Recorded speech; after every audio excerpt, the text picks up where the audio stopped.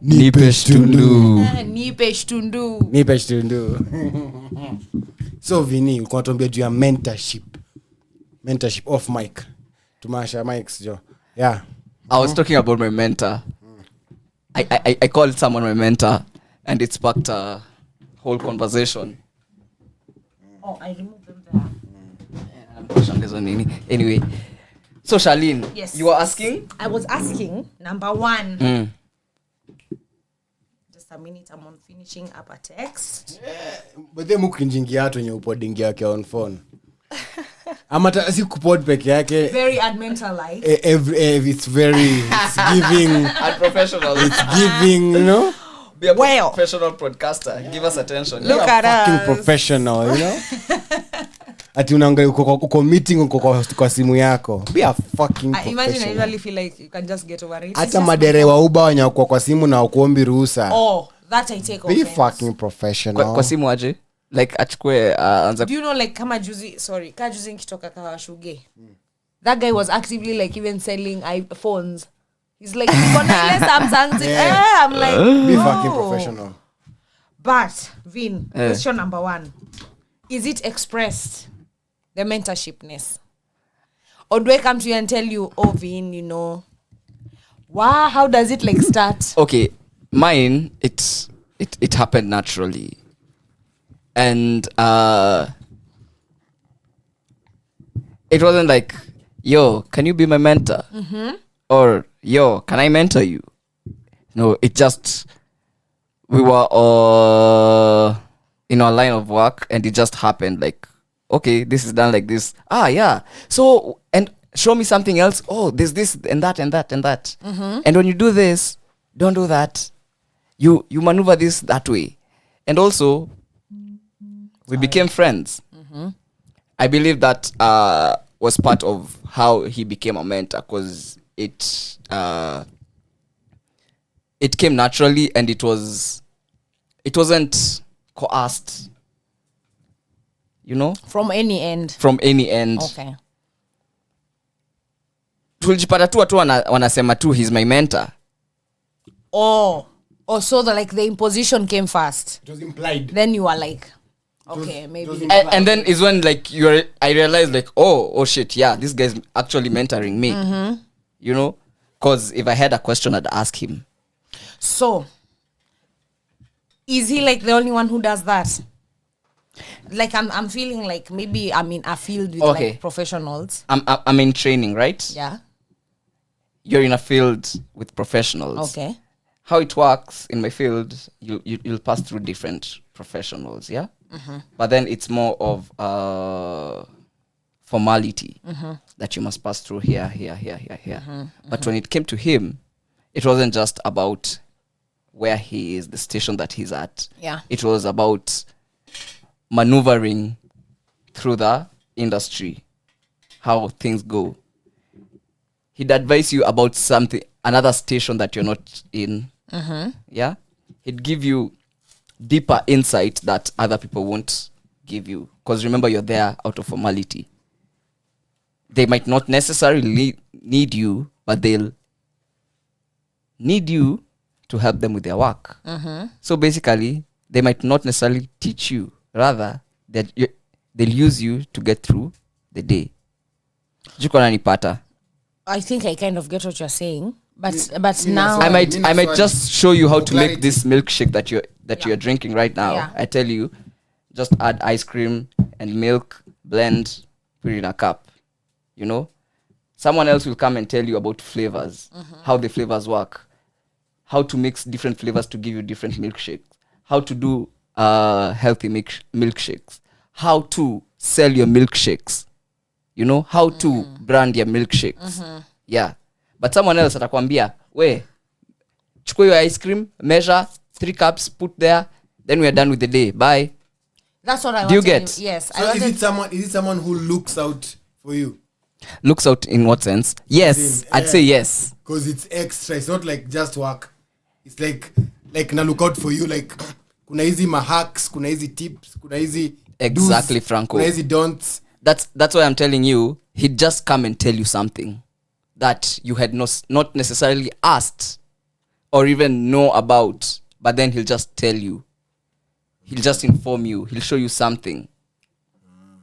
That's what I'm saying. It came naturally.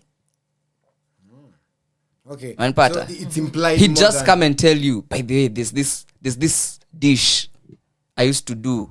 There's this place I went to. There are places that work like this and that. Yeah? He'd be like, at first, don't chase the money. Chase the experience. Learn fast. When you learn, the money will come. You know? Okay. But others will be like, you want to train for how long? Here, if you're not getting money, stop. You know? Yet you're training for 3 years.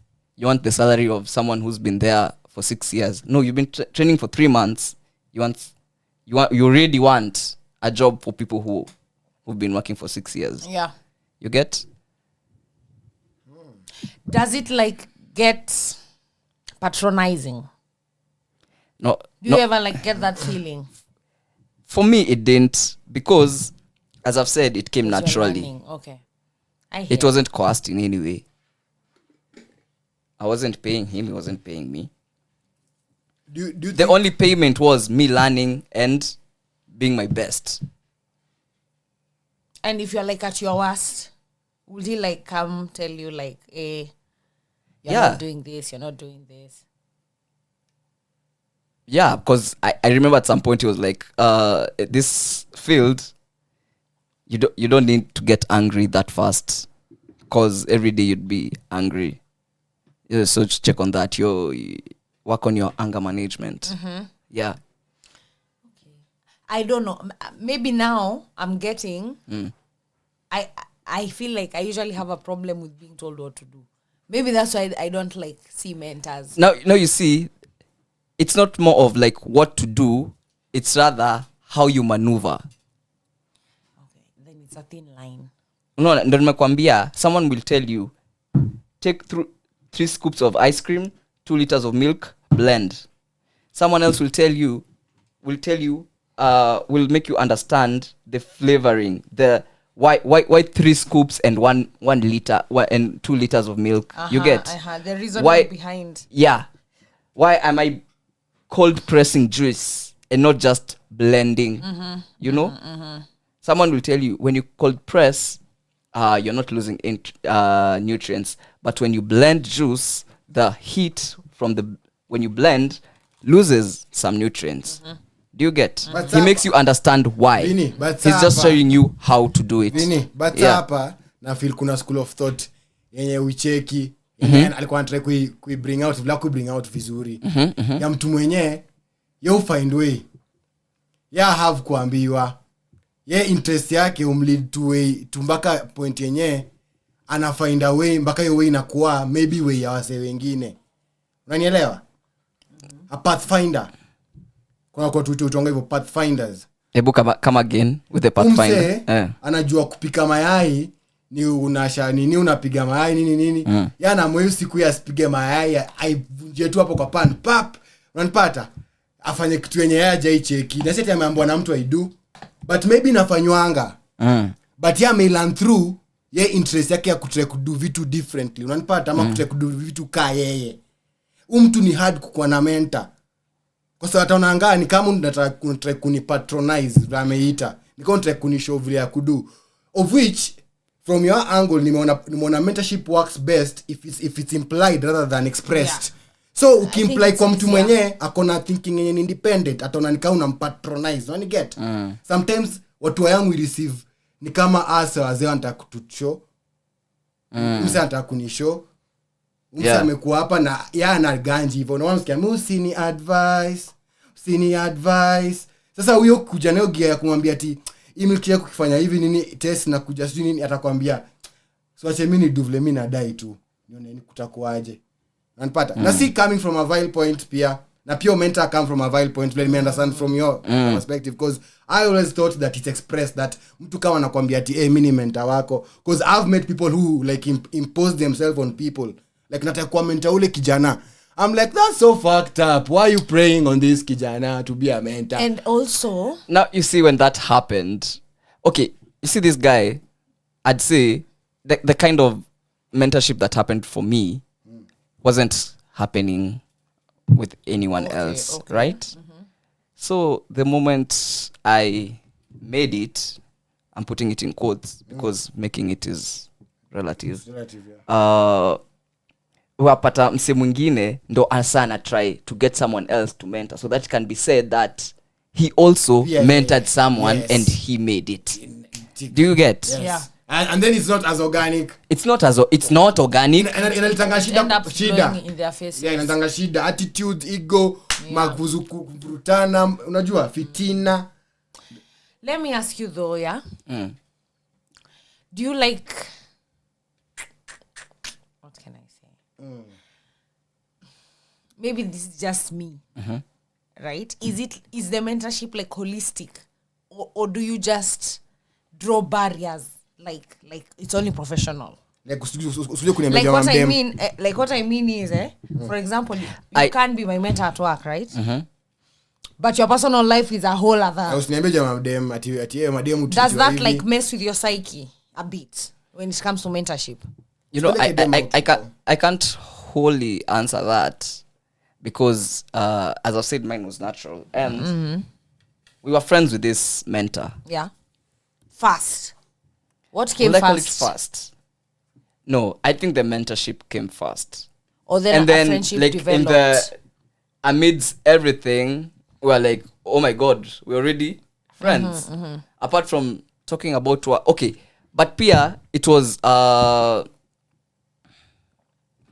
based on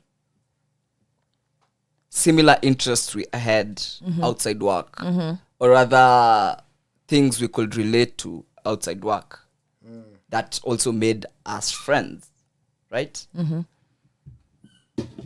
So that kind of helped the mentorship become more organic, I'd say, and more more organic, because he'd understand me and me, I understand him.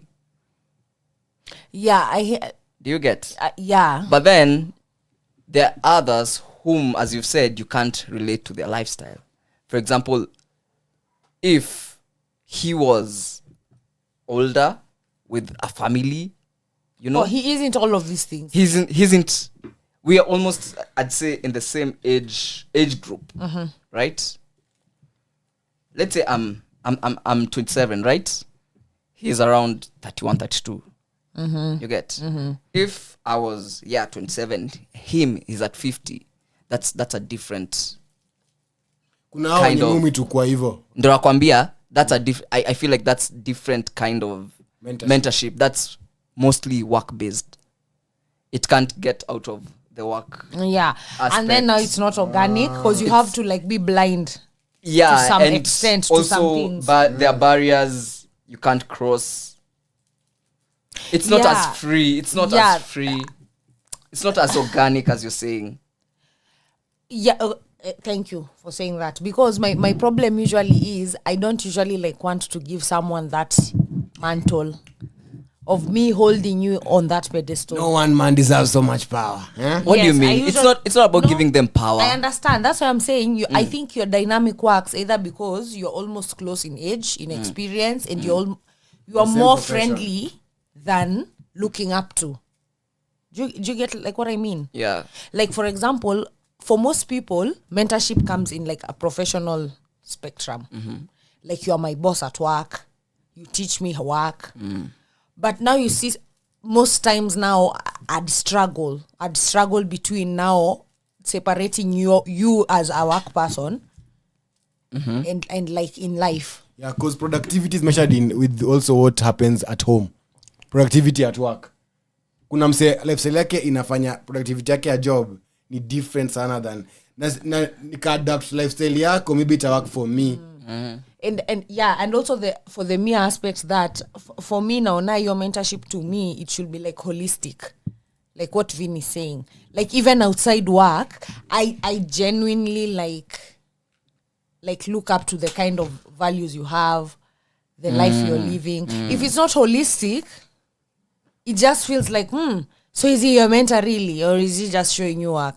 Then now you'll just find someone else who'll do the same. Because pia mtu mwingine anatakanga huyo mtu anaonanga job ana create another side of huo mtu yenye yeye mwenyewe si huo mtu. Yes. Then you start looking up to this person on a whole level na yeye yuko that level.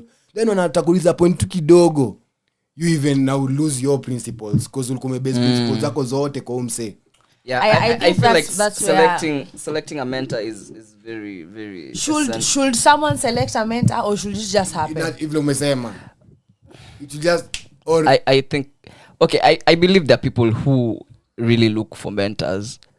I wasn't looking for a mentor. It just happened. I think that's And the way. I think it happened because I don't know. Yeah, I also think it's easier than I think it actually happened actively- because yes, kakanomse don't realize, oh, I fuck with what you're about. You know? Do you believe in I want to know more of what you're about. This is me. This is what I want. do you believe in serendipity and such things? Fucking explain serendipity. Niliamba na Charlene the simplest expression ni ulikuwa na trao yako unavanga like a year back umekawia kuivaa, then siku moja usile unatoanisha nguo zako for mare kwa mare hivi you go through to mifuko for just way to hata una reason then upate kitao. That feeling, Yeah, that's serendipity. Umeona feeling? Good luck in making unexpected and fortunate yes. discoveries. Yes. It's unexpected. Hakuna expect kupata tao hiyo siku The hata hapo. beauty is in the unexpected. Ulikuwa toa nguo za kitambo ndio upe mare kwa mare. I'd say that's serendipity. What happened with me? Aya, kuna pia vitu kama etwangaje ile coincidence is part of that family. Unapata? Your family ni hizo vitu. Because na believe at that time the stars zilikuwa zimealign or the cards zilikuwa zimeleiwa right for nyi kupatana. Paths were just meant to cross. Kenye mko mediliwa, kazi mediliwa zilikuwa zinafaa ku coincide to hiyo area. Na imagine kama ungekuwa hiyo area ungeipatana na huo. As in there's so much that came into play for just that one moment for you to realize that. Yeah. But ukitafuta hautaipata. Yeah. Mimi na believe in give. Nika love. Watu waambiwa God don't look for love. Yeah. I agree with what you're saying. I feel it's very hard like going to look for a mentor. Because you need time. Of which maybe that time hauna unahitaji mentor ndo maybe next year ukue mahali.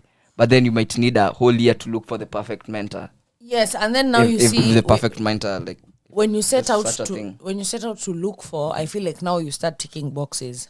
You're creating You know, a now you're Frankenstein. yes, you start creating an illusion of what a mentor you'd want them to be. And then I feel like because you are human, any like similarity to that, Anything close to you the just fall. cling. You know what I'm saying? You just fall for that. Then down the road, you end up realizing, oh shit, maybe I don't need mentors, or maybe this is not working, or maybe CG. No, I believe now that okay, I understand, but also I believe that's part of your choices. You made a bad choice. You don't need to choose. It needs to Yeah, choose it just needs to happen. It needs to choose you. You don't need to choose it. Or Speaking choose of him. love, I've remembered if you're it's a staunch churchgoer, and if you're like getting married, you have to look for a mentor couple who's gonna be the best couple at your wedding. You get me? Yeah, there's something like that. Yes, for sure. Yeah, and sijui they must You be know married that? in church and what Yeah, and like- sijui nini. So you like visit them like once. I and- can't peg my shit on your shit. Yeah, I find it weird now because That's of why I that. Peg my shit Yeah. on your shit. It's weird. This mentorship thingy should come naturally. Yeah. Shouldn't be that now I have to look for. It should be there's some people in our lives already we are looking up to. Right? You know? Yeah, Not exactly. like ati tumefika hii point now we need to look up. Look for people to look up to. look up to. Yes, and it's not, and it's like meant to happen at evil magically.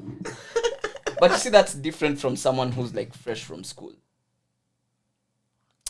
Because you know why I'm saying that? Because I feel like, especially in like a corporate setting, Statement ya Vini imefanya nikarealize Charlene.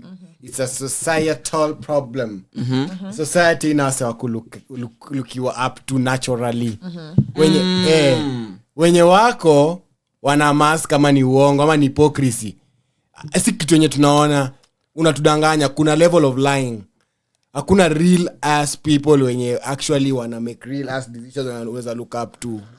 Or rather they are real, but then your real is not as pleasant. Yes, pia. And that's why I'm saying, Because kuna illusion. It's because I feel ni hard kupata mtu. Ndio wewe ufeel hivyo, kuna illusion.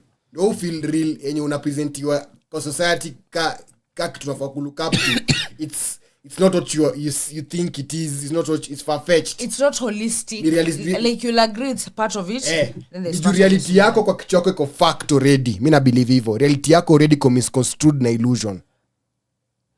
But you see the way you're saying, Charlene. A human being, each human being is unique and different, yeah? You don't have to take everything from this mentor. Like, also my mentor, like, I not everything I took from him, you know? There's those tiny bits that just you. Me, I'm just taking what I need or what I want. You get? Whatever will suit my life or my lifestyle, my vision. You get? Then I feel like to me, such a situation introduce aspect mpya. Yes, such a situation then will not be natural. Maybe I'm taking this mental thing. Itakuwa technical. No, let's go. Like part of me will then be like, oh, so you are good for this, you know, like for this. Then someone else is good for this. So you're not really a mentor. So I can't really say you are my mentor unless now I have many mentors. Does that make sense? You can have multiple mentors. Because the problem with my mind is like if I hit the reservation button, like you do something, I'm like, then I'm now questioning everything. That's the problem with my mind. Now you see. Actually, Vinny, Goja, Vinny, using your previous explanation as an artist, because Namboga nilikwambia, don't watch a play, then go write or act a play. You'll transfer. You start imitating. There'll be bits of imitation, like bits. So when do I saganda na imitate? Like see me.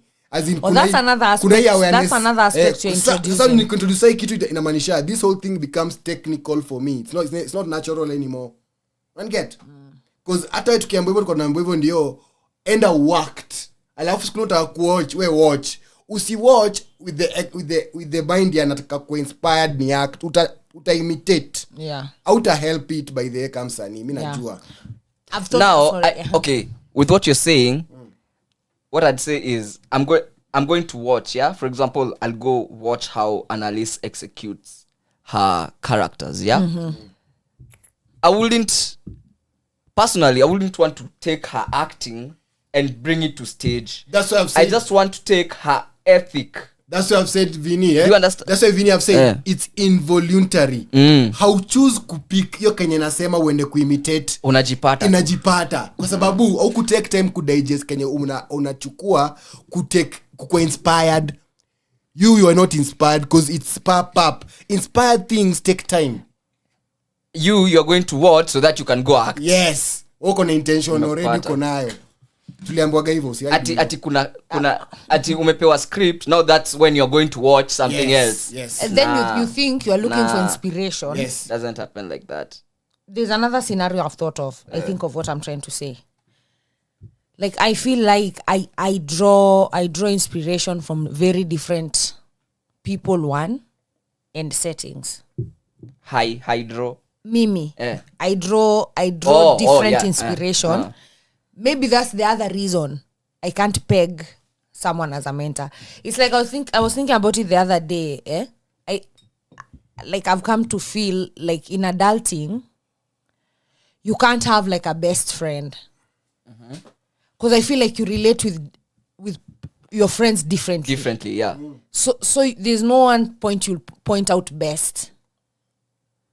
When you're a kid, it's a thin line because do you think it's like that for everyone? I understand what you're saying, actually, when you're a kid, it's black and white. Yes, because you're like, I don't like you. Like you, I like you, or I don't I like you more because this.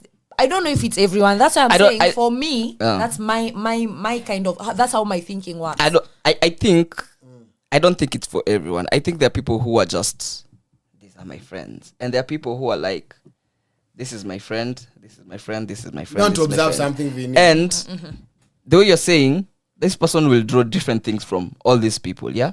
Hakuna Nah, best. this one person, ako tu hapo on these ones. Like, that's hapo tu ndo amefunga gates Which zake. I find that a bit like closed off. Yeah, so It's, yeah, you no, actually exactly. Yeah. watu wengi kwa hivyo unapatanga most times wamekuwa na ka complex yenye hata ni ngumu hata wa date. Yes. Yeah. Your friends get But they- between you and even your relationship. such people you find it hard to relate with them Yeah. because Exactly they are my so point. close-minded Yes. and Complex. gated, and also hauna like Individual nasema you're thinking. boring. Na pia individual You're thinking boring. lost. Individual thinking lost. 'Cause Thank you. If my friends who are from my childhood don't like you, I just don't like you. Ukishaanza kubonga hivyo, hapo naanza kuonesha, bro, wewe una thinking yaje?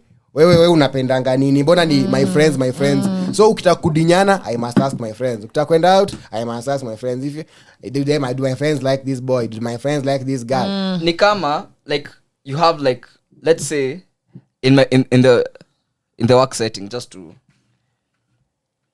work setting, yeah, you have two friends, yeah, Yeah. but then wakosane, and then one is like pia You talk to this one? no, like hata ataki uongee na ule mwingine since wamekosana. Ati you have to choose a side. Bro, hizo ni shida zenyu. Yes. Mi ndaongea na nyinyi. I know what I get from you and I know what I Yeah, get from you. I know relationship If yangu you na two yake. don't know what you get from each Each other to other. a level mnakasirikiana, that's your And That's your problems. Yeah, that's why I think I'm saying it. For me, it will be kind of hard to have a mentor. Because honestly, there are times I feel like I can even just observe a kid and I'm like inspired. But they're not my mentor. I'm just like inspired. Yeah. But you Either see, by how they think, Charlene, what they are doing. I understand what you're saying. Lakini, mi niko like in terms of there's a certain skill I want to get, yeah? I too might So it look has at to a be kid like first it has to be skill-based. and be inspired. You get what are you talking about? Like a mentor in life. That's what now I'm Liwastue. This whole thing started with me asking one question. Apprentice utaitwaje? Yes, that's why Apprentice ataitaje master wake au mtu wake mwenye anamfunza, cause it's based on, this relationship is based on this particular skill or practice. Tukitoka hapa hivi, mimi ni wewe na wewe ni wewe. Sindio? now that's what now That's why it's mentorship basi. then that's not mentorship. What is it? It's like Mastery. Ni kufunzwa. Apprenticeship. Mastery and apprenticeship. You see, you used to watch The Apprentice.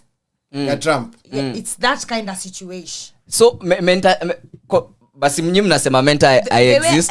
Afai coexist in the way I life take cause Hi-fi. as in I make sense cause But there are people mimi nasema I make sense juu as individuals and as generations of people just become complex and different. Kila saa. Yes, there's nothing new under the sun, but ziko so far apart for mimi kuchukua example yangu kuapply kwako saa zingine. It's what J. Cole told those kids in 1985 kwa KOD. Siwezi kuadvise tu pia mimi nikiwa age yako nilikuwa mdam na reckless in my own way. So wewe ukiwa dumb na reckless in your own way, I can't come here and be an adult as kuambia ati buda jo fekona. Yes, it helps some people avoid this shit, but going through it and going around it is not that really different if you think about it. Mac Miller. Actually, I think perception is the difference. Yes. Like to me, most people who have mentors, from my point of view, it's like almost looking up to. You understand? Like you look up to this person. In a work setting. Ama in a lifestyle kind of setting. For most people I meet, they tend to make the spectrum broader. Which is why there's the cringe factor within me. Because now I'm like, And I move past. Do you now holistically Look up to this person to want to become like this person? But you see, apprenticeship is solely about skills.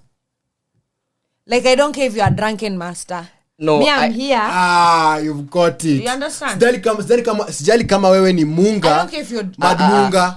I feel like the same thing that you're calling apprenticeship is the same thing I'm calling mentorship. It can't be. And it doesn't end. Okay, for mentorship, it doesn't end at apprenticeship. unaweza pata like bado una 2 years later you still call your mentor, but on what grounds to on discuss the ground ndo nakwambia, like you'll still call them to ask them. You might still need to call them. You might call ask them them for what? advice. Yes, no, on what? Because they have experience on that what? certain field. Yes, on the field. it's See, skill in based. life. It's Yes, skill based. Francis. In life, nakwambia, in life, mentorship has been centered around life. No, And That's that's the problem. it I mean, Inafaa kuwa I'm not. skill. I'm not. Yeah, me, I'm there. You're Hapo ndo niko. apprenticeship. Yes, I think that's Why maybe I've what told you're you. saying. That's In as apprenticeship. much as I was mentored, I didn't take everything ati nasa nataka kushika venye umse anaishi. Me, I was just taking his work ethic, his ideas, his way of doing That's things, apprenticeship. and applying it Your to own way. In my your own way. own way.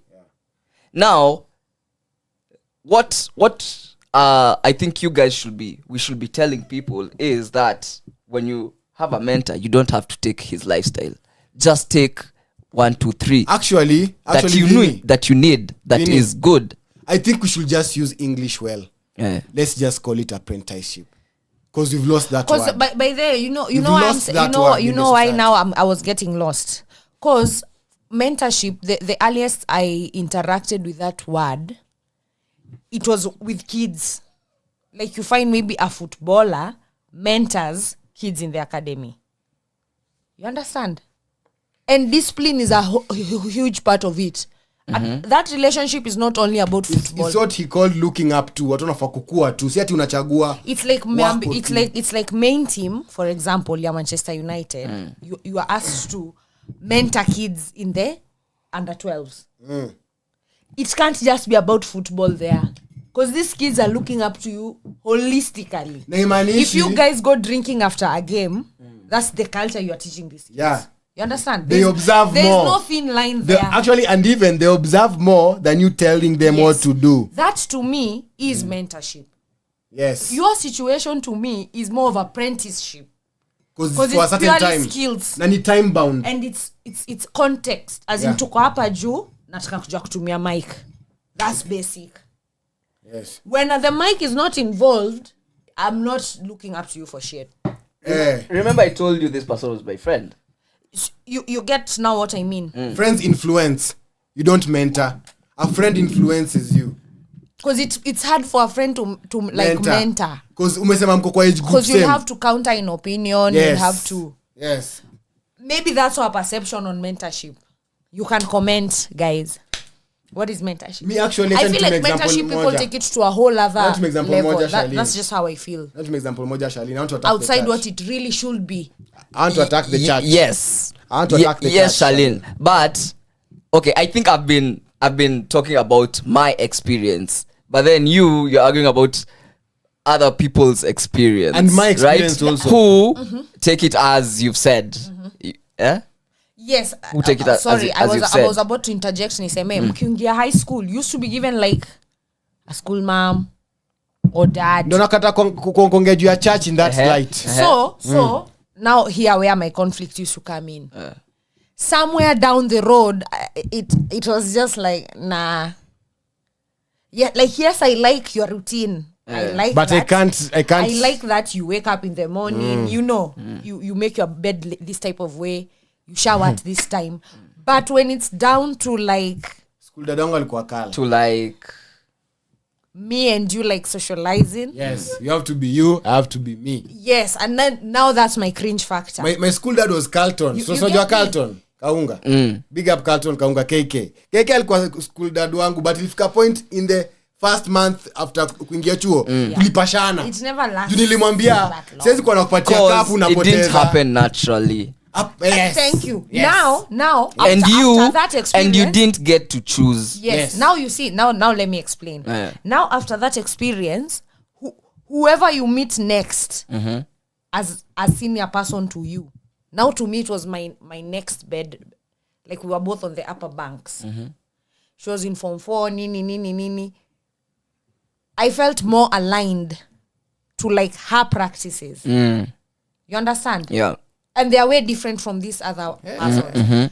Then now with this person, I can't really say I didn't look up to them for a period of time I actually did. Then you stopped. Did they I stop now when I get now immersed also in the system. And you know, also and there's yourself. that part of you. Yes. Yeah. Now you And like then- grow into the school. and then you become you. Now you become you. Thank you. Then now you're not. I'm not looking That- up to you. Now we are anymore. friends. Now we are friends. It stopped. Thank you. Yes. That's the kind of mentorship I believe Okay. Then does the mentorship disappear? Because I feel Yangu like ikuwa that, hivyo. I feel like at Yangu that ikuwa point kaya. it's not ndio even nasema- about disappearing. I feel like even in like other fields kuna like point hata unafika and then like you Umeshinda don't master. need Eh. pia unaweza shinda master ama unaangalia even higher on someone else now. because me I'm It's telling like you a ladder as you grow. people vile wanabeba mentorship huku nje ati even if you have a problem I I call call you Vin. yeah, it's like how You see now how it's Casmuel becoming- talks about his mentor. it becomes weird doesn't it so ndongo anasema at the point when I'm not looking up to this chick because now come from 2 I was even like now you're well una do too much you can just una realize hawezi. I don't consider her my mentor now from that point on. Now it's either we are friends or we are just people who used to Mimi know each nilikuwa na other. masters wengi. As in mimi nilikuwa na masters wengi. And then now that happens. You get me? Like you Yeah, join yeah, yeah. games, you join hockey. Mimi nilikuwa na There's drama. someone you like their game. Like Like Of course. Academically, I used to it's- publicly joke, I have 3 dads. Carlton Kaunga, Ian Gesora na Trevor Rando. Carlton Kaunga alikuwa my school dad mwenye aliniingiza shule akanifunza ujanja. Unanipata? okay. Ian alinifunzaga drama. Yeye alinipeleka drama. Na never nilichange maisha yangu. Unanipata? Trevor alinifunza lifestyle. Thank you, Francis. Unanipata? So watu wote ilifika point pia mimi nikaona pia nyinyi hamwezi pia si ni equals pia mimi naweza waambia tutoe form na nilikuwa tu nimeingia form 2 naonesha pia mimi naweza toa form na tusikizane. Then it's no longer a matter of looking up to. Yes, lakini No, sasa shida at that point, at that Once point. you are past that, you know, and And you get past it. eventually is what we are saying. Si ati mse utakaa naye miaka 10 Some mbona mentors- nakumenta akuna naye miaka 10. But I feel you never get I feel like you over just- your mentor. No, listen. Never. This- People present a notion whereby they don't get over their like mentors. this is what I mean. This is What what do you I mean you don't get over your No, mentors? this is what I'm saying. As in, What do they mean rather? This is what I'm saying. what This is she what was I'm saying saying. about Eh? kupeleka problem kwanza. You see, when I say mentoring a kid, Eh. that is the only perception that makes sense to me. Jukumenta nika kulea. Uzile mtu mzima. Thank you. Even if this kid akuja grow mtoshane, they are still a kid. They are still that kid that you are. Ati? So you've mentored, let's say, say you meet a boy who's As- young, akwambia vini, I want Hata to akifika be a chef. 18 atakuwa ule mtoi fulani That nilikuwa feeling, naona. yes, that looking up to can never really die. Even if you're not a chef anymore, by the time this kid is like a grand chef, there's already like a level, there's already a pedestal alisha kuweka in his mind that I feel you can never go below, no matter where What do you you are mean go in below? life. Aiezi kwa kai situation tunasema ya high school ati when you get more experienced you get over it. You understand what I mean? Because as a kid I feel these things get embedded. Like you'd be like umsendo alinifunzanga kupika chapo ya kwanza. It doesn't matter where that guy is at that point in your life mtapatana naye. It happens like that. You can never get over that feeling. That's mentorship to me. Yeah, it is. Hizi scenario zingine si mentorship. Ndio maana kwa high school it makes sense kiza. Then they're not being mentored. Ngoja, ni bring something nini Shalin nilikwambianga. If that's not the feeling that Adolescence nilikwambianga kitu adolescence ndio inakonga bridge ya mtu kwa cha kusikiza. Yeah. Move believe hivyo. Mtu akishakuwa adole ama cha kusikiza sana make decision either agona Kenya amefunzwa ama Kenya na feel ni natural. Ama Kenya na feel ni natural. So hapo form 1 uko hapo yo bridge. That's why ungesikiza. But once uli cross your bridge wewe mwenyewe ukakuwa kwanza kuwa mdem, boy akaanza kuwa boy. Unaweza ku break voice pia weka umse ulikuwa unaona form 2 ama form 3. Ai bro, hautasikiza umse sasa anymore. Itakuwa sasa una battle ndani yako kujua kama ndatake Kenya nimeambiwa mtaani na Kenya nimesikia umse akisema ama ndakuwa mimi mwenye mimi najua mimi juu kuna that person who was born then kuna hii part yenye unawanga nurtured. So kuna point ya kuchoose nurture na nature vile nilikuwa nakwambia. Nurture na nature kuna point ya kuchoose. Na hiyo ndio point adolescence bridge. That's why unaona ngaso wengine utana out kukua tu very artistic, wengine wanasiju extremes get na puli wangu hapo. Kawe ni mrembo utakuwa mrembo. Kawe unambaga wewe hivyo. Kawe wewe ni wakubitiwa down emotionally utabitiwa down. Baka ufikeo rock bottom urudi. Unapata? Basically ni hiyo mtoi. It's very true what you're saying. Huo mtoi mwenye ako ndani yako ako willing kusikia at some point. Ikipita point fulani hayuko willing kusikia. And that's when mentorship goes out the window.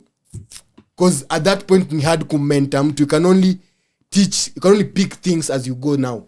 Yeah. Skills. Unakuwa apprentice wa watu wengi. Apprentice wa vitu mingi. Apprentice wa dunia. Yeah, I think that's what I'm saying also. But yeah, it's the same thing we are saying. Yeah, there's no but to what you said. Yeah, as in it's what we are insisting. Apprenticeship irudishwe kuitwa apprenticeship. Okay, that's the but I was saying. Mentorship. They are still mentors. Hapo ndio tunaleta problem ya. Unajua they are still mentors. Shida hapo nini bro? Utachukua mseka drug kenye tunakwambia. Sikiza acha Franco. Past your point ya kulelewa ati uanze kudediate miwanga tu hivi. Juu mse anakuanga hivi. As in point of kuna skills ukimove uanze kudedi na kitu moja, ka religion. That's why I was attacking the church ili to break your mindset ya apprenticeship ikatuletea mentorship. Unaelewa? Mimi na believe hivyo. Ukiangalia movie mob actually the church the way kunafanya ma crusades zake kimada wasa wa believe wale ma Vikings nani ilikuwa ina break cultural aspect yao ya kawe ni mse wa Bwandaro utafunzwa hiyo skill. Kawe ni mse wa sword kulikuwa na skills. Ika break the skill sets kuwaletea mentorship, a way of life that's theoretic and not practical. So na struggle na kuachieve theory yenye ni wewe ndio unalive hiyo reality ya practicality yako. Mimi nikitry kuishika wewe ni kujistretch ka bubble gum siwezi. Unanipata? So your mentorship inafanya wazee wanakuwa locked in boxes zenye hawatawaitoka. Mimi najua hivyo. Because as an adult unajimprint. As a kid unaweza kuwa mentored la mesema. Now ulisha choose. Sasa hizi una choose vitu za kuimprint, drugs nini. Hizi zote kama ni religion, kama ni yoga, kama ni too much exercise, kama ni gym, kama ni kunywa maji. Watu wamejim prison mpaka kunywa maji. Tunatembea na gallon of water. Na hata imaliza hata in a day. Amejim prison kunywa maji. Hiyo ni lifestyle amejim prison ni box. Ya me believe bila hiyo maji atakuwa. Kuna mset lazima ngave socks flani hizo ndo. Si wenyewe suvanga machams kwa Afrika. Tunaamini hiyo kitu. Yeah, the actual definition of mentoring is what we are saying. We as the three of us. When someone shares their knowledge, skills and experience with another person so as to help them progress. I just feel the reason we are feeling how we are feeling is the level at which society may choose kuweka mentorship. I think that's what we are struggling with. Crazy. It's appearing to be more of a look up to situation. You understand? As opposed to knowledge gaining, experience gaining. Yeah, actually Shali nikustue. Ndio maana mademu kwa noma na maboy usikiza Amerix na Kibe. Jo unasikiza tu kapunda. Wewe unasikiza una transfer tu. Au kai chini. Ukai chini kuanalyze. You're not learning. So kama una echo tu una regurgitate tu cha. So ile tunaboma dem unaweza tell tu but ukipata mtu anasikizanga na apply they are like appreciating the money in you maybe without even knowing where you get it. Bako unasikianga but you're not going back there. Kuna boy anakuanga hapo anasemanga kuna mtu anasemanga hapo hivyo ati vile Kibe usema inafaa boy tu achore kusema hivyo. Wewe chukua kile Kibe alisema process take kenye unataka tupa ingine afu wewe sasa apply. You don't have even to tell anyone where you got it from. It's not important anymore by the way. Yeah. Whether you read it, saw it, had it, we don't care. But then, you know, that's some dumb shit. Ati si hata ulisikia Kibe alisema sijui mwanamke lazima sijui nini. At that point hauna thought. Exactly. Independent. Na unaweza kulijipata tu kisibonga hivyo na ujui. Unaona involuntary vile nilikwambia vinile kupikilia kwa si kupenda kwako. Wewe ulipick tu hivyo pap. So tulia, kwa inspired. Yeah, inspiration is like more of like what I'm saying. Cause ndo nasema with mentorship sometimes I feel the line, the slope becomes slippery. Yeah. Between like now you being that person who we are saying takes the learning and now the person who wants to like holistically engulf this person's teachings into like yours, like they become even your mantra, like his principles, whether it's financial, whether it's social, whether I don't know. Now, it's a very slippery slope. When it gets there, that's something else, right? Yeah, it shouldn't be that way. It shouldn't be that serious. Shouldn't be that way. If you're not like learning like because every individual is different. You can't tell me that you wanna do everything like this guy. Z. Exactly. You need to put bits of you in there. But now I feel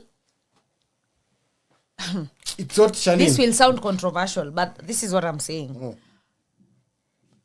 Don't be like as if you are seeking approval. Because I feel like for most times, that's where that feeling gets rooted from. Approval from who? From just anyone who's General willing public. to listen. Yeah. Anyone. As a mentor, as a mentee. As the one looking. As in now, being when you start at looking for a mentor, I feel that is the insecurity you're trying to feed. Oh. Of someone telling you, uko sawa.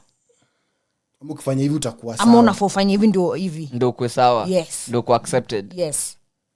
There's that grounding. That's a different way of looking at it. There's that grounding deep. So for such individuals, the slope becomes slippery on where now to draw the line. Because maybe because you don't also want to look like you're disagreeing. Yeah. Because now disagreeing brings the lack of the validation you're wanting, the approval you're wanting. Yeah. So even your mental tries to like align itself to mso kwa tu sawa. Komsu kwa sana kwa kama even when mimi. he's spewing nonsense, unapata like you can't draw that line. That's how I feel. If it's not organic, most times that's what happens. You become a fanatic. Fanatics. Yeah, but you see, I believe like mse ni kujitambua. It gets there. I guess it gets there. If you go looking for. Ukijitambua, it won't get there. Actually, in both scenarios, that ya Vinia applied. I think pia yake pia nilifika point itabidi I realize. Asipofika point I realize ndio aweze achieve. So individuality has to be big in you first. Don't look for mentorship when you are like. Don't look for mentorship. Kama ujijui, don't look for mentorship. Yeah. And you see now, I feel like most people now who are there do that. Yeah. Yes. Most. I don't know about most, but people do that. Yeah? Yes. For example, nikiuliza, ni October. Mbona kuja kwa October Fest? Because wase walikuwa nangoja October Fest ndio wafanye kila kitu. October Fest. Unanipata? So hii ni kitu kama hiyo. Wase wame look up to event kukua the showstopper ya October. They have to plan around it. Unanipata? Maybe there was to be a better event ingeplaniwa na msee ya October. Unapata? Yenye ni ya beer. Si lazima ikuwe Taska. Unapata? It's what you asked last Oktoberfest. Oh yeah, I remember. Are they the epitome? Walikuwa nauliza hivyo. Are they the epitome of beer? October. Yeah. In beer. This country. What's happening with the craft really people? But is it really an Oktoberfest? If you look at the culturing behind. No, it's Oktoberfest. Let's say it's just a Taska. EBL fest. It's shereherized. Which I've been saying. It's not festival. Love pia ni EBL. Yes. Love pia ni EBL.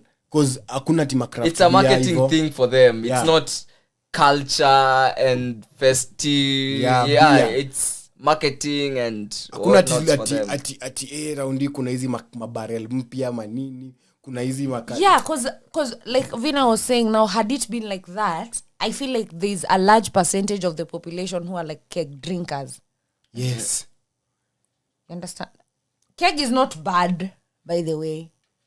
Keg is the barrel, In by the, the in way. the in the English context, keg is like this. Mtungi ndo inaitwa keg. The contents is still beer. Kuna light beer na stout. Cause ukiangalia place kama Germany where Oktoberfest actually ilitokea, it's not just about kushere. If you're not a beer person, one, this is not an event for you. And you can't not be a beer person. If you're not like beer culture, do you know there's beer culture where you are like serving how many mugs Cups can can you you have? serve? Competitions, you have beer pong, Who's got the latest beer pump like tap? chug. Nini? Yes, it's holistic. But well, I already said I feel like Asisi will lack purpose so many times. So purpose is the why you are doing it. Upon is where we get lost. Na kusherehe rise. It's like what happened to Kina Masaku Sevens. Yeah. It wasn't about rugby. Unfortunately, then it just got bad Ikakuwa nasa. and went on to worse. Nasa. Worse Till than another. rugby lacked sponsors Oh. to even do the actual. Why do we do that? Why couldn't we just have been there for actually rugby? But people went for rugby, and then now No. afterwards it was now Ratchet Party. How long? But that is what people wanted. Kusherehe rise. No, you just want us to watch ball and go home. See, it's a fucking rugby event. You should have just gone then just out. You should have just been honest that we are just going to But pia Masaku Charlene- and partying. Charlene, People just want after Point parties. point ya Charlene, Oh, God. hapana, point ya Charlene ni unajua hata Europe. We lose purpose. Unajua Europe football iko backed na drinking culture heavy. Hata Scotland wapi, England unapata. Hata Netherlands wasana walikuwa na beers in stadiums wakiwatch ball. Uko na tu beer unakata ukiwatch ball. Ni England ilibaniwa. Unapata unaweza kunywa tu half time na ikiisha match. Yeah, you can't take it to the stands. Yeah, to the stands. So ni kukuwa responsible na kupenda culture yako before your beer. Unapata? Don't lose the why. Tumeprivilege, tumeka beer The after mbele. party is coming fast. The sherehe rising. Yeah. As opposed to people actually learning the rugby game. Alishia Masinga Titi sitting- aliniambia ilimboja Yeah, hiyo. because now why are we here? What's that? Masinga Titi. Ni ile ya madinga Ati I was bothered because while this thing is happening, it's drag racing. It's called drag Yeah, racing. drag race. Some people are in like their trailers playing music.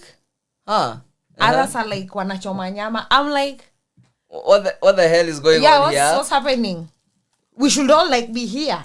Yeah, let's do what brought us here. Yes. And then after hapo tuingie after party maka na mabasa wa madinga. Now during the after party, tufungue you are madinga allowed to do tuziobserve. what you want. Tu interact na madere. Hivyo ndo nasema about Masaku. People actually hata unaona the journey to there ilikuwa na more mbwembwe than actually getting there, watching rugby, talking about the game after the game. As ulikuwa pata game inaendelea, watu wako tu hivyo Watu hata shughuli hawakuwa zao. na jezi. How? Hata How are rugby- we supporting? Hata rugby tunanga jezi za hata za rugby team yetu ya Kenya. Unajua hiyo ni by the way ni And revenue. then, Hiyo ni watu revenue wengine- That's what I'm saying. to the And then- team. To guys it's like, oh, this rugby unaenda sasa twende Safari Sayo, rally. I don't know shit about it. Hatuja buy Safari rally. scarf. Thank you. Hata Yeah, scarf. like hadi safari rally is the same thing. Yeah, same thing. Kuna mtu ameendeo Naivasha hajui even one driver. Watch hata driver unaweza kulimsikia.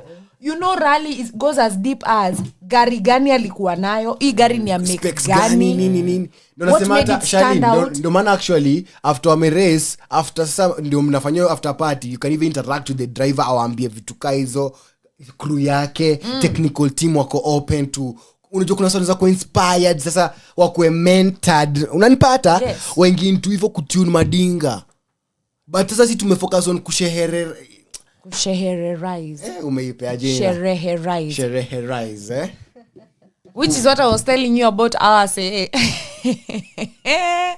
They're gonna come at us, but watu wa KOT wa kupanga hizo nini hizo match. Or 5-a-side. You're going after 5-a-side. No, I'm not going after them. Let me tell you where I had a problem. That there was more enthusiasm on. Wow, after your start to get drinks. Why is there more enthusiasm there? After what? There's more enthusiasm Darling, after the game. Actually explain. Sasa nataka ikio 5-a-side ikitrend, akiingia kwa hiyo trend aone mapicha za ball vile kuligo down ma video, vilikuwa competitive. Football banter. Football banter. Ule player wenyu ambako ajue ma player, i team. Lakini sasa kingia hapo anapata tu watu walikata. People like looks just forward to that socializing experience. Of which I'm like, we already have so many other avenues of socializing. Club, hakuna reason tunaenda club. Hiyo ni purely socializing, si ndio? We can do that then. Let's then give reverence tukiwa hii time saa hii hapa like. Unajua? Shalin, niko na an actual example Vini. It's not hard, it's just that we just don't it's unculturing. Kila weekend kuna EPL. Kila weekend kuna EPL. English Premier League. Kwa Twitter kunaongezwa trend kwanza mtu akifunga ama nini. Endo angalia trend ya moon us kama Man United versus Arsenal, moon us. Unanipata? Yo hashtag utapata more of football banter, watu na majezi nini culture. But in the hindsight walikata maji si ati nini walikata lakini hiyo si the focus. Hiyo si story. Because it's the same thing nilikuwa naambia Baba Shams. When you go to like European football, hakuna fanatism ati watu wanapenda tu Manchester because Manchester is a great team. No, there's like actual allegiance. That's why teams even like West Ham, Aston Villa, they have fans. Full stadiums. But huku hakuna fans wa hizo teams. Unapata because we have fanaticized Manchester. We have fanaticized that whole football too. As in unataka to the greats. We have made it about that. Top 5s. Man U, Arsenal, Chelsea. Sasa Kenya kuna fanatism ya Gor Mahia ama FC. Hata kwa EPL tunasema, hata kwa Spanish League it's either Barcelona or Real Madrid. Upati mtu atimini wa Real Betis na kwa Kenya. Mbona sio Real Betis? Mbona sio Wolves? Sisi ni victims tuko hapa. Sisi tuna point a finger na sisi victims Charlene. Sisi ni wa Man U. Of course we are product of this culture so. Yes. Yeah. We are just like saying guys we don't need to be here. You're just seeing it. Yeah, kuna ngori tofauti solve because watu wetu hizi fall too. I don't know. We need purpose. Yeah. It's the whole thing intention. Yes, it's the whole thing even why we were saying like with time employment get phased out because of that. Juni purposeless. You didn't want to be in the job you are in. You just happen to be in or that the job. structure for the money. Or the structure is not favoring you. You really love this shit. Or you are forced into the job. Ama Vini, you really love this shit, but the structure is really fucking you up. Yeah. Unapenda actually job, but kuna venye tu watu wanakula everywhere and it's not making sense to you. We need to reestablish that. It's the same thing ndo tunasema why you'd sell to someone food mbaya. Because you then don't enjoy making the food. For example, unachikivile watu waulizwanga kila mtu, have you monetized your podcast? Yeah, what's up with that? Unajua kongajua nini Charlene? Mimi najua every government can like contract or get to contracts na hizi streaming platforms vile hawa nadai watu wao treatiwe. Unanipata? Basi tumeka mbaya mbaka as in fuck the government yes in Kenya but tumeka mbaya mbaka hakuna mtu wa kulook out for hivyo hata ku strike deal hata ndio hata if kwa swali juu atafai kwa tunaambiwa ati kuna monetize podcast mu reach hizi heights high sana hata si practically possible mimi na kushosa zingine. Unapata? To most podcasts in this attack. Unapata? That's why most podcasts na results kwenda YouTube because YouTube is easily monetizable than easy DSP zingine. Wanamuziki uko wana struggle juu hiyo bado. Unapata? Yes wako DistroKid na all that but rates as your favor depending on where they are. Wako Kenya, wako third world, wako huku hivi Africa. Then it means kuna system tu ijaputiwa in place. I hear what you're saying. Unajua system ndo inafai create the favorable favorable conditions for because you can't tunaambiwangwa lazima KCPE KCSE iweze fanywa na mtu wako Garissa na wewe alikuwa kwa which was also like foul, but unajua we need to talk about it. No maana actually no maana working too hard never makes sense. Haiko make sense hiyo siku ku work too hard na actually ungeapply your thinking hadi campo ungekuwa na work too hard. But you see the environment you are in your school is not giving you that vibe. Yes, illusion That you don't need to work so hard. Wanakuambia work it's actually hard. making you work like God, like you're Harder. working. Like your results are up to you. No. Nasema hiyo kitu ya Garissa na ati mtu wa Garissa anafanya the same exam na it's practical. How? Cause it begs the question of what are you then testing? I thought school is holistic, as it should be. Because if we already had different environments, how are you expecting us to be the same product? It doesn't. Do you get like what I'm saying?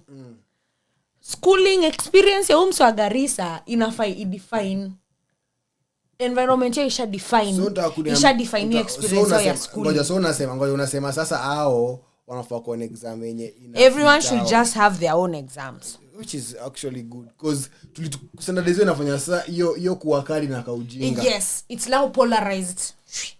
Standardized. Standardized actually. Standardized is the word.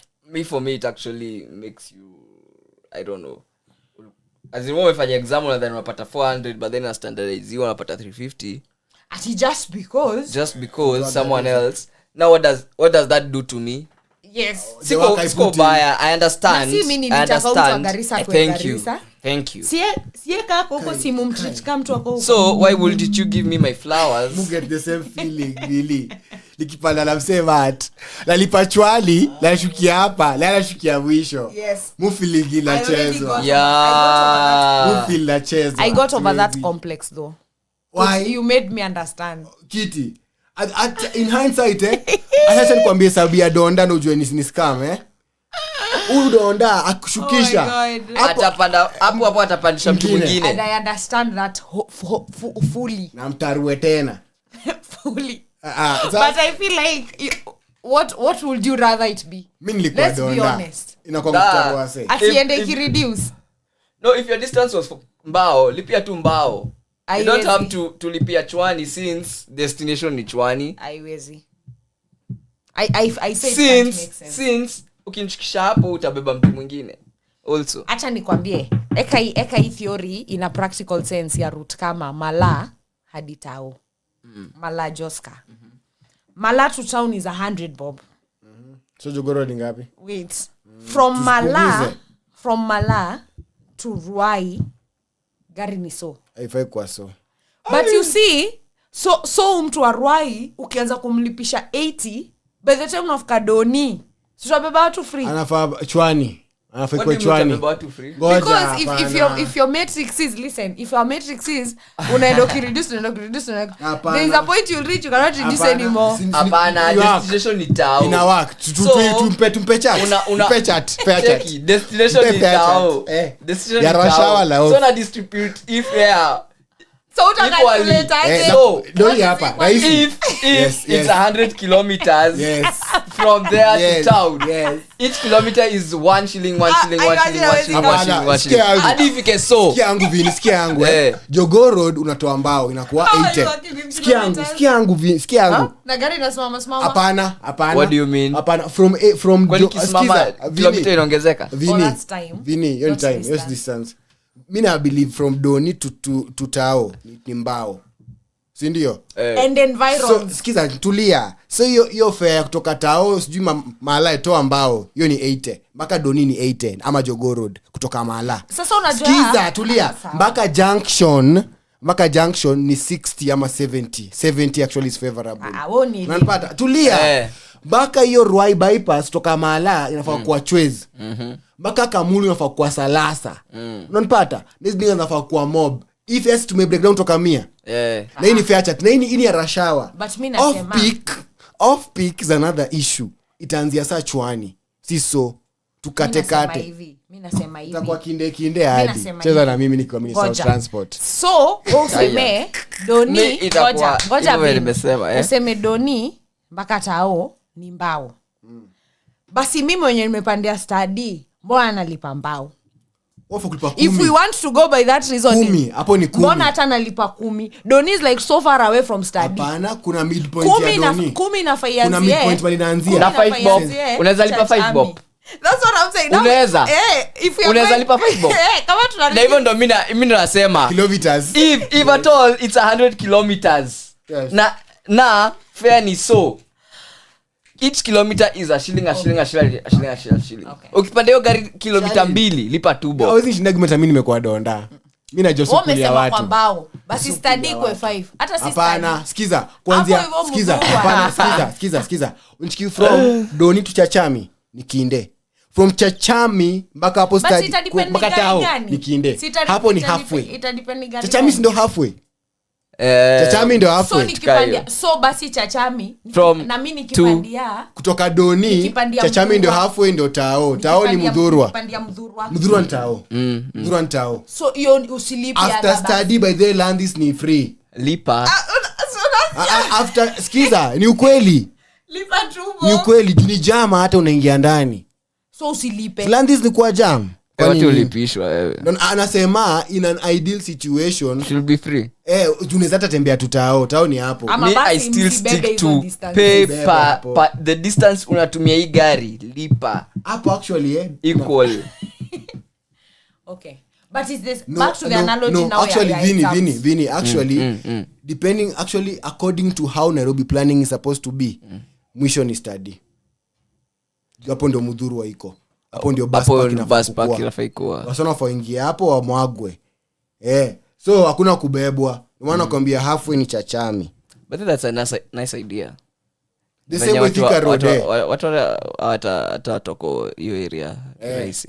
Thika Road unachiki hapo hivyo hiyo hawkers market hapo hivyo nyuma ya sijui itwangaje hiyo club ukiingia hapo Ngara hapo. Victory kuna club inaanga na some big ass mabasi zimepakiwa inayofaa kwa hawkers market. Area ka hiyo hapo ndo madinga zinaingia zikijoin Thika Road zinaenda hapo. I know that area. It's like a big parking lot. Yeah, ilikuwa kwa hawker. Yeah. Unaona hizo na sasa idea ya Karioko kuna pia place ka hiyo anaweza karibu na Rive. No get. But sasa unaona we are not orderly juu ya hiyo misculture yenye Vina anasema. Because you actually need trains even. So that even the fare it makes sense kwa hivyo cheap. You train ni option ya 30 bob. Now you see a train is usually cheaper so because of standard hesabu hizi mati zinafaa kupunguza bei. But sasa kumbuka kuna makarao tena kwa hizi road. But sasa unaona hivyo ndo nasema we tend to institutionalize everything. Problems. Sasa mbona hata hiyo system ati sasa hiyo inakuja inaanza kuwork kivyake. And no one is talking about it. No one is doing nothing about it. How are we allowing that to happen in front of our eyes on a daily, in front of our kids? Alafu to focused on taking down the whole government, and you can't take down such crap. We're taking down the whole... What is doing such things in the open eyes do to our kids? Yeah. See now what kind of kids are we raising? They become like us. Like even if you are woke enough to know, yes. You know, at least us we never saw this happening. Tulikuwa tunasikia kuna corruption. Hawa naiona. Wanakuwa desensitized. Kwa mfano sema basi mpaka tusikia msema 100 million au stuki. Yeah, you like but make it's a it lot the of culture. money. It's you are like culturized into that. Yeah. Umekuwa desensitized. I get you, it's weird. Au feel anymore, au korada anymore hata. Umeiona sana we are building watu watakuwa wezi. And they won't see it stealing. They won't feel anything about it. They've seen it since they were kids. Oh God.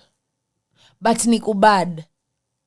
Ndo maana nakwambia hata ukianza tu na education system yetu as in sense mingi sana. We are desensitized. Hata ukiangalia hiyo topic yote ya mentorship nini, we are just desensitized on the real meanings of things.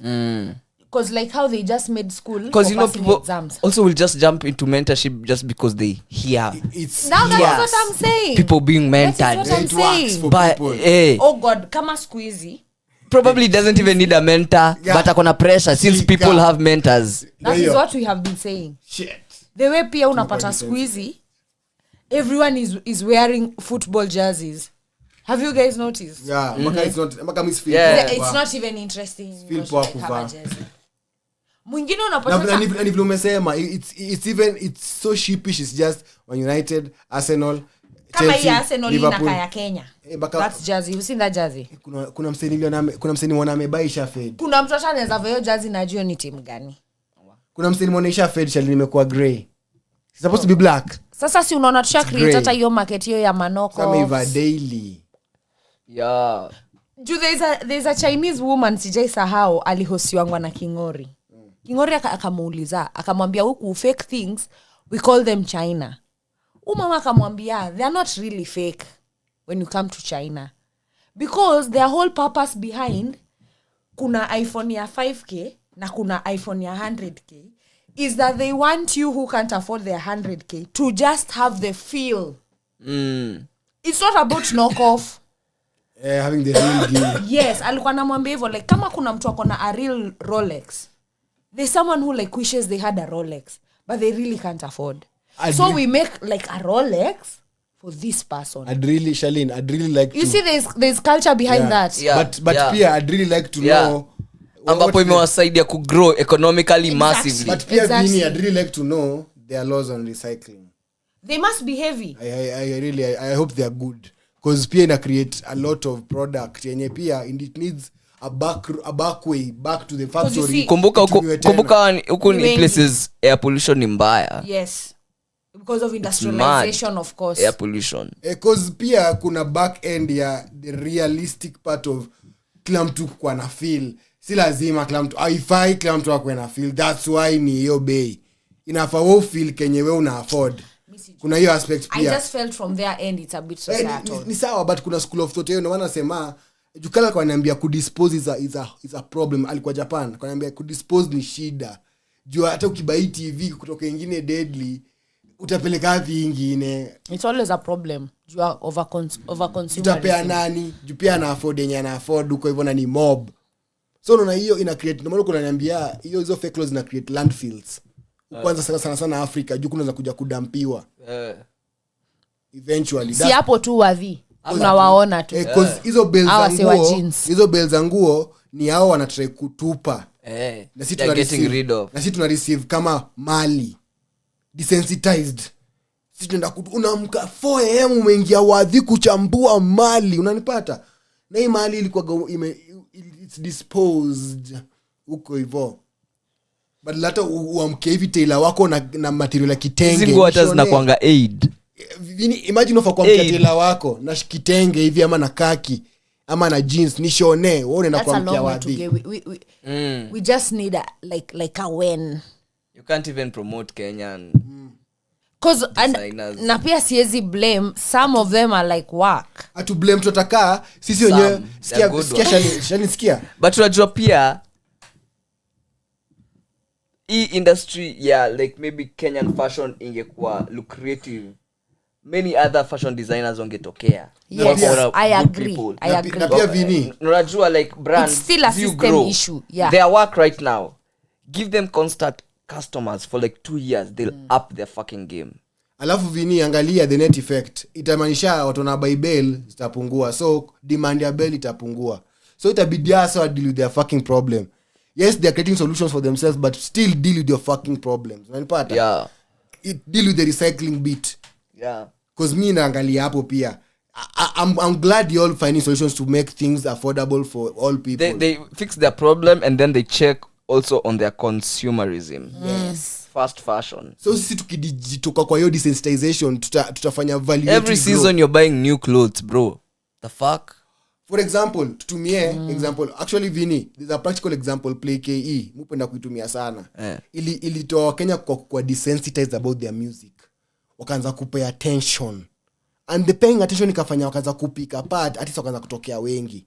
Sasa tumekuwa tukisema tu saizi before ipod kuna mziki mob saizi ukienda club DJ acheze na hiyo anakupima Abantoni na mziki Gengetoni na mziki tuna mziki ni play KE ilifanya tukaanza kupenda yetu kutry kufanya yetu being aware is the first value step. kapanda Being aware kama video zetu zinanibamba siku hizi big up all fucking artists.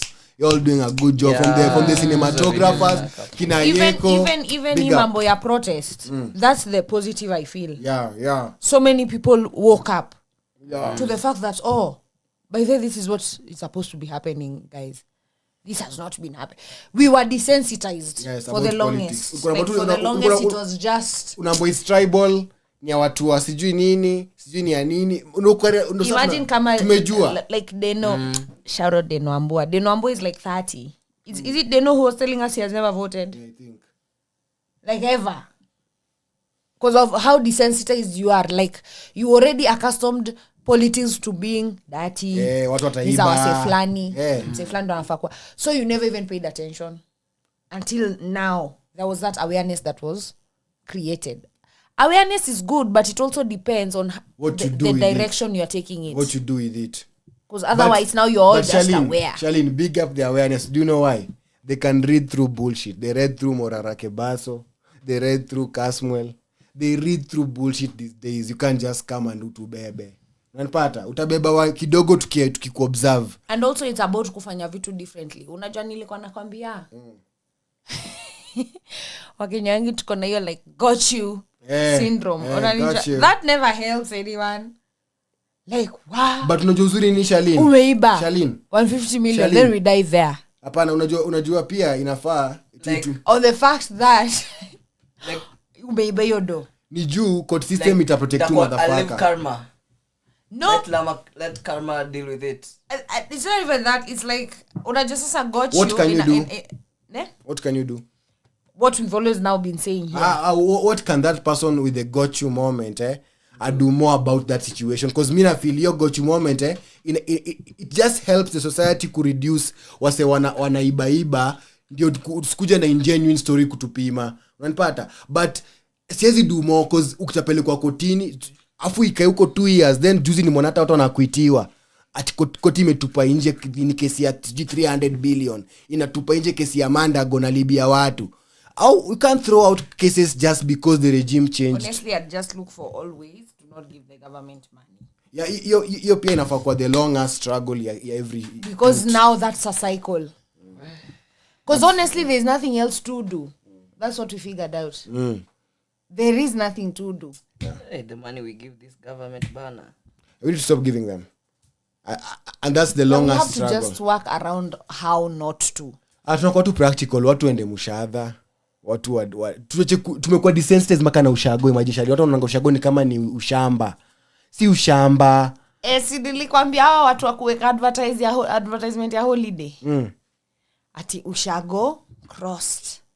Hiyo kitu inaitangwa strike out. Strike you out. Sure. Ati sandy toes. Okay. Umedesensitize about ushago kwenu na huko ndio form inafaa. But sasa ndo nakwambia it's how we were cultured into it. Like even look at the reasons behind why watu walikuwa wanapeleka ushago. Ndio utoke Nairobi reduce cost. Imagine. It goes deeper. Tulikuwa shipped tukiwa toi tu ushago ndo parents wasisikie cost. I honestly felt ushago zetu zingekuwa na resort. That is exactly what I'm saying. And then holiday as in kila mtu ushago tunaenda wapi? Kila mse ako like naenda Kakamega kuna place fulani sijui nini. Imagine 1 month vini kila mtu akushago kwao tunavisitiana in each other's ushago. Every county ingekuwa na fair or every like municipality. Yo, tumekuwa desensitized bro. But sasa that can't happen kama bado pia si tuna regard places as ushago. Tuna encourage desensitization badala ya kutoka kwa hiyo. Niyo nakwambia. But thank God for us wa young wanafikiria different too. I hope so. I hope watafika hii point tunasema the utopian thinking hiyo ya ushago ni place yenye unaweza create uko na space ya ku create heaven yenye unaenda kulipia mahali. Unaenda kulipia hiyo area kila saa. Ambapo unalipia hiyo area mainly because of influence. Just influence. You want to do that because you've seen someone else do it. Yeah. Let's lean on that. No matter education system has to be the first thing to change. It's so purposeless. That's my problem. Like imagine ati sasa watu wako tu kindergarten they're just learning A B C D. Wait, do you know what were we saying today? I think the school system didn't know Google would come. Because then why were we reading all those things? Why did we need to know like Kanyaboli is an oxbody? Leo nimekumbuka futa jalon nikamwambia mama futa jalon akashangaa. How did you even remember that? It just appeared in my head. It even sounds familiar in my head because you see what I'm saying? Yes. Lake Kanyaboli. Why? As in hawakujua Google Maps itakama Yes, tuambia like- tupime ile map ya GHC na string. Hawakujua utakuwa nasema tu how And distance 10 kilometers time tumeshaambiwa you'll arrive at 9:11 by foot, you'll arrive at nini by. Isn't that then a bit ignorant on their side kwa sababu what is like learning? As in sa unaniambia ndo why as in, For what? why are you having to tell me Vin scientific names za hizi elements The animals Pantheralio ati lazima uniambie iron ni fair? Why? pia ilikuwa na play everywhere binomial nomenclature. Binomial nomenclature Pantheralio. Let's do double name. Pantherapadas. Why is my question? Pantheralali. Where are you going to call that lion Panthera? Where are you? Are you a tour guide? Hello? Are you? Will you communicate with Latin people? No. Yeah. Those people who are making that syllabus, weren't they sitting down and thinking around these things? Pantheralios. Yeah. Recapture. Where do I have a microscope in my house? Where are you applying? That I am crazy to the other day, by the way. that I'm going to be taking insects from This outside. is a puta. The square thingy, and then you hesabu plants in those squares. Yeah. Populate. Where will you be doing that?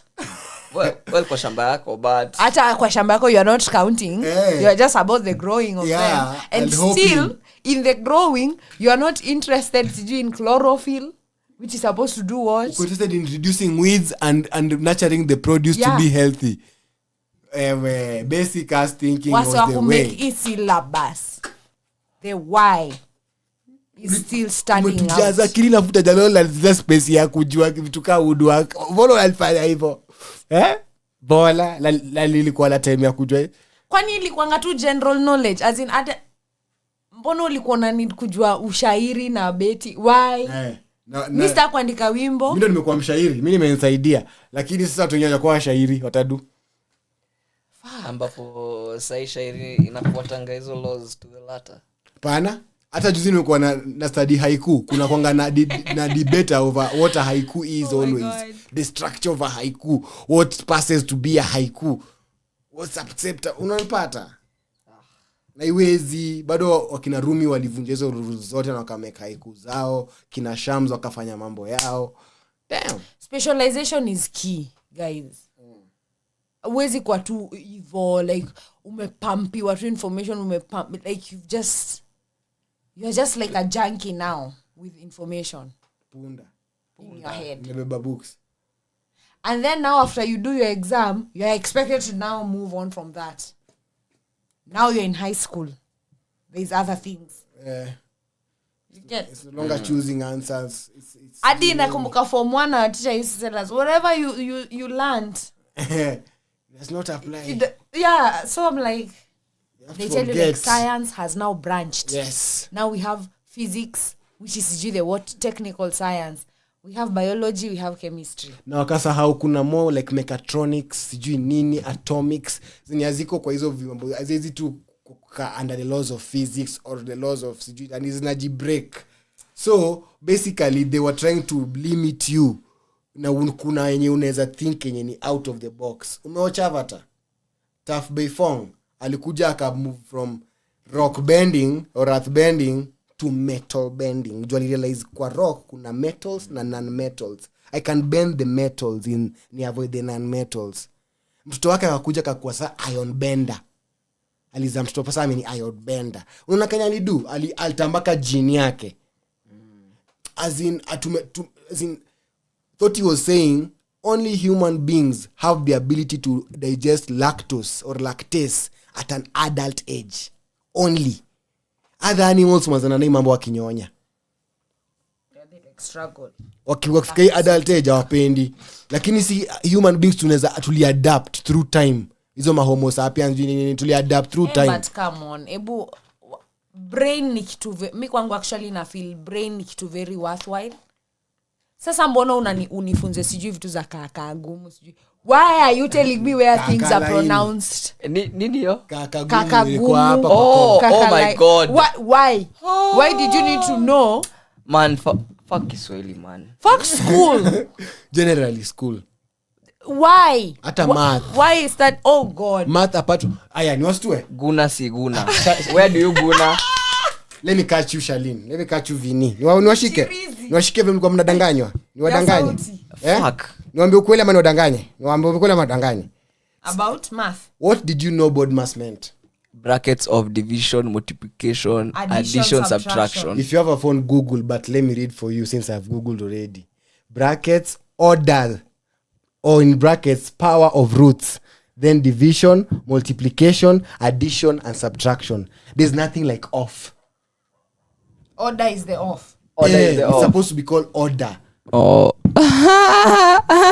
me okay, I have always had reservations about God mass. Powers of roots. What do you mean you had reservations? Because kuna square root, kuna square root na kusquare. Hiyo ndo order. My reservation hata with this whole thing is who decided it's like that? Square root ni ati umesema Power of square ni kusquare ni order. Hiyo hapo ndo order. So square root ni disorder. Hapana. Square root na square hiyo process ya kusquare na kusquare reverse na iko na kwenda mbele. That process is the order. Is what comes after power. Off basically meant like just yes. A multiplication of. Yes. So ndio maana ulikuwa unafunzwa power of roots na nini as a different topic afu inashinda watu. Wamke kishindanga watu hiyo kitu ya kusquare. Watu wengi wanashikanisha ngao kitu. Watu wa average. From the factor tree method. Peke yake ati waambie ati squaring a square root. Because that's where a square originates. Like if you are asked what is the square of 3, you are supposed to it initializes from a factor tree of you what? You get then summing. Yeah. So what was the problem? I feel like many people didn't understand how that was that. Yeah, because it just appeared from nowhere. That was the problem. It was not placed. The problem was interconnecting these things after they break them apart but to be guys, imagine different things. Tunaumiza. Why are you breaking them apart and they're connected? Why would you need to know the volume? It's like how guys never understood how to derive, how like your process you could derive formulas. Yeah. Yes. Because you never understood such a thing. Could reverse you actually go under order. Because you need to reverse. Could you have like formula will come. So una reverse. A plus bx equals c. Ni order. That was like a linear formula or something. What was that? Linear. Linear. Linear. A straight line. Yeah. After kuna simultaneous linear equations. Why was the need? What was the need for that? What was the need to know the volume of a tank? No, unaweza ijaza tu maji. Come on, Shalina. Let's be honest. Ati si volume ni capacity. Why are we calculating? Si tujaze tu maji. To empty maji tuone inawe nini. Yeah. We don't need to calculate. Hata hiyo linear hiyo scale when it's written 50 liters. Si washafanya hao washajua 50 liters. What are you proving in the 50 liters? The model li container hiyo size, shape, so in the volume. Size, shape and volume. You want to ascertain that you have used 50 liters of water. Or what are you doing? Kufail out kwa chemistry that sabuli lisijui tetra sijui dali hydro dali. Bisa kujua. Afu ile uchore sijui your bond sijui ya ku yes and that's why we were telling people the other day, homeschooling is the only way. Then I found a guy who's like a carpenter. Akomaju. He has never taken his kids to school. Once they're of age, he just teaches them carpentry. Then you do what you want to do after Apple. If you want to do the carpentry by your own, if you get new interests. You do. Now after 18, ama? No. From as early as like cognitive age. Okay. 5, 6, 7. Okay. Like 14. I show you a nail, a hammer, how to drill it in. cause pia utapata atakuwa interested maybe in hardware materials. Isn't that kid's mind better than one who's busy reading set books, dying? Na si ati amemconfine mtoi ako like if you're interested in learning what I'm doing, come learn. Yes, that's the matrix. You just, the interest has to be organic. Yeah, is what we are trying to say. cause amekuwa observed tangu kwa mtoi. That's where the new age is heading to. That's what I feel. Yeah. Juu kama Actually, kutakuwa na AI hadi ya kufunza kuna mtoto buda na- alinibebea plants aliniambia hivyo, yo fuga pigs aliniambia hivyo. Na watu wake wameingia in the pig business. Not all keep pigs, but they're in the pig business. Let that make sense to you kama unasikiza. Kukeep pigs is the only thing around that shit. That's where the Kenyan mind udedi. Ni watu kopiana ideas. You need to build vitu zina complement shit. Kuna mwenye ako labda in transport. Kuna mwenye ako labda in pork. And Kuna unaona mtu labda ako in these developed countries rooted from that. Like you'd find Shelby and Co. It's family. Doesn't matter whether you like, cause unajua kuna chariwa, by the time you realize it's not for you, you have done it. ushaifanya. Uja realize achukiwa huko nje. Ati huwezi Ati do. Mr. Kii shughuli. So it means to a certain degree you have competence in that field. Actually, everyone raised around horses huko maju can ride a horse. Yes, you can ride Whether a you do horse. it professionally for fun, but you can ride a horse. Yeah. You can. If you've grown around a lake, you can fish. Yes. Or you can swim. Unapata, you can do something without water. Can be on the lake. Makes sense. Hiyo ndo hapo that's where the gem is. see the That's why me I support homeschooling. I feel make learning purposeful. Tunajaza ujinga huko. Make learning purposeful. So much purposeful that if your kid maybe loves animals, be purposeful about that. Let them be a zookeeper. Yeah. Or a vet. Una You get know, una get around to animal care. How is it that a zookeeper ndio become first to mind, not a vet? unapenda zoos maybe. Because I wanted to be a zookeeper at some Wala. point. Hey, I can keep going about education, but I'll just stop there. Anyway, By normal nomenclature, that is some fucked up shit. mimi na mingi, mimi nilipita, niko the I crowd. know. I'm just like, it's so sad. It's so sad. And you feel like you worked hard. Eh, na imagine For nothing. sasa Snyder alilan kushona such a time ya Christmas some years back. Yeah, akalan from YouTube. Na mimi nikaona akishona. Na mimi nikaanza Na ukaanza tu kushona. kushona. Sasa napenda kushona more than anything. Unanipata? Napenda kushona. Unanipata? So sijui kuna kitu tu yenye tuna ina lack. Ni kama vile mtu sema ngati natafuta don nipate mtoi. Mimi mtu wako hataki do yako. Yeye anataka tu wewe. Hapo labda Lakini ndo umetafuta do, umejidesensitize na lazima ni Hapo labda ndo tutablame colonialism. But that's for another day. Imekuwa tu shtundu. Anyway, shukran. Shtundu Imekuwa is king short size. and sweet. Short and sweet. Imekuwa king size hata shtundu. Hot steak. Like always. Creamy need to be fucking for real. This milkshake is so bad. For Yeah, 320 bob.